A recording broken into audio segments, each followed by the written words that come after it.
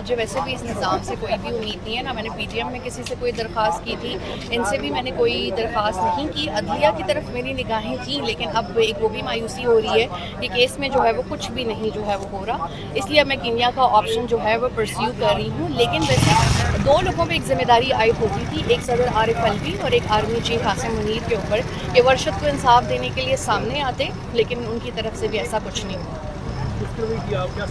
वजह क्या हो सकती है सारी सुस्त रवि की, इस मामले को खटाई में क्यों डाला जा रहा है? इस केस में आप लोगों को खुद पता है कि यहाँ पर क्या हुआ था। उनके साथ 16 FIRs का होना, उनको अफेयर कराना, उनको जो है वो यहाँ से निकलवाना, सब कुछ जो है।